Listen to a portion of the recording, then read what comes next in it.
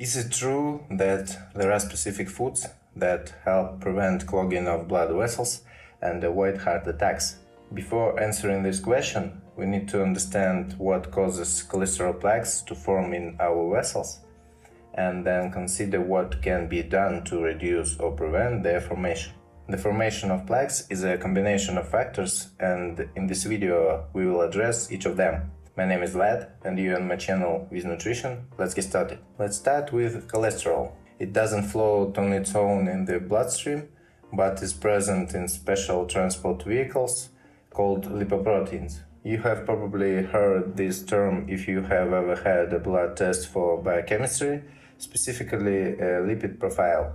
These lipoproteins come in different densities. Write in the comments if you know what types there are. In brief, under certain conditions, lipoprotein can penetrate the walls of blood vessels and deposit cholesterol there, which accumulates over time, narrowing the vessel's lumen, ultimately leading to atherosclerosis. There are many opinions that suggest it doesn't matter what a person's cholesterol level is as long as they don't have any risk factors, such as insulin resistance or hypertension, and supposedly there is no need to fear negative consequences. However, we have compelling evidence to refute these opinions. A little over 10 years ago, a long-term study involving over 4,000 individuals was conducted to investigate the factors contributing to plaque development and atherosclerosis. Interestingly, half of the outwardly healthy individuals with normal levels and no risk factors showed blockages in blood vessels. There was a significant correlation between the presence of blockages and low-density lipoproteins, the so-called bad cholesterol. This means that as the level of LDL increases, the chances of developing plaques in blood vessels also increase. This was observed in people without risk factors, who did not have diabetes, insulin resistance, or high blood pressure. The European Atherosclerosis Society explains the process of plaque formation as follows. LDL particles carrying cholesterol do not passively move through blood vessels. Instead, there are specific ways these particles cross the vessel walls, as process known as transcytosis. When the concentration of LDL reaches a sufficiently high level in the blood, they can penetrate the blood vessels and deposit this cholesterol. The study mentioned earlier demonstrates that this process occurs even in the absence of other risk factors. Therefore, we need at least food that controls cholesterol levels in our blood. If you need to lose weight or increase your energy, but are too busy to figure it out on your own, or don't know what to do, there is a link to a registration form in the video description. Fill it out and get the necessary personal assistance from the experienced specialist, and most importantly, guaranteed results. The next factor that affects the formation of plaques is immune cells or macrophages. These are a type of white blood cells, leukocytes, that engulf and digest other cell debris and fats. However, when they consume too much cholesterol, they turn into foam cells, which is a distinctive feature of early plaque formation. Over time, calcium begins to deposit in these plaques, making them harder and more brittle, and this calcification can be seen on a computer tomography scan. However, if calcium has not yet accumulated, a CT scan will not show the presence of atherosclerosis, even though plaques may already be present in the vessels. Typically, these plaques are covered with a fibrous cap, somewhat similar to a band-aid, which is very thin and prone to rupture. When it ruptures, myocardial infarctions and strokes occur. There are other factors that also need to be controlled, because each one complements and exacerbates the problem. The innermost layer of our arteries is called the endothelium and is sensitive to damage from factors such as high cholesterol levels and blood pressure.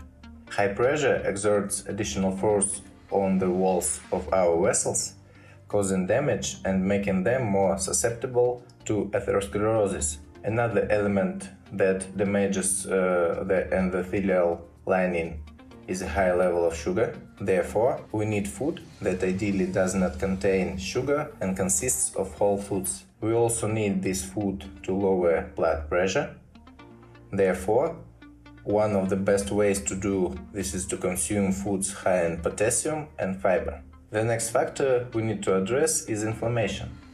People with excess weight usually have higher levels of inflammation, so we aim to help people feel full longer while losing weight. One of the most important ways we can achieve this is through diets high in lean protein and fiber. A similar situation is observed with insulin resistance, which can contribute to an increased overall level of inflammation, and we address this again by consuming whole foods rich in fiber and protein. When we help people lose weight, we want them to lose fat, not muscle.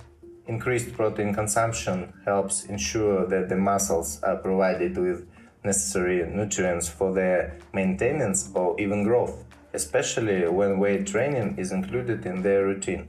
The first example of healthy food that can help protect blood vessels and prevent heart disease is salmon, as it's a good source of protein and rich in omega-3 fatty acids. These fatty acids help significantly reduce triglyceride levels and have anti-inflammatory properties. When selecting products, we strive to act on several factors simultaneously that can lead to blockage of blood vessels. The next products are legumes, particularly peas, which are a source of both protein and fiber. Fiber helps lower LDL levels by binding with cholesterol particles in the digestive system and eliminating them from the body before absorption. Fiber helps people feel full longer, reducing the likelihood of overeating and subsequent weight gain. Maintaining a healthy weight, as we already know, is critical to reducing the risk of cardiovascular disease. Additionally, fiber helps stabilize blood sugar levels and reduces the risk of developing insulin resistance, another risk factor. Peas are also a good source of potassium.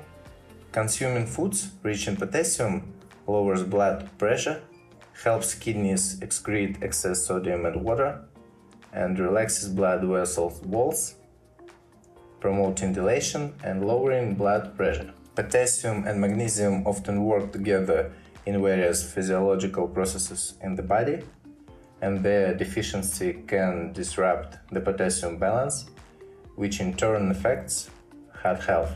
Based on this, the next product to include is quinoa.